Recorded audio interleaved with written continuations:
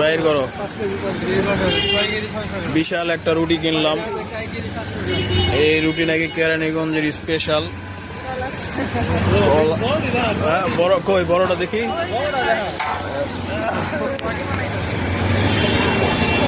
রুটি তো জীবনে বহুত দেখেছেন বেকারির। এই যে রুটি দেখেন,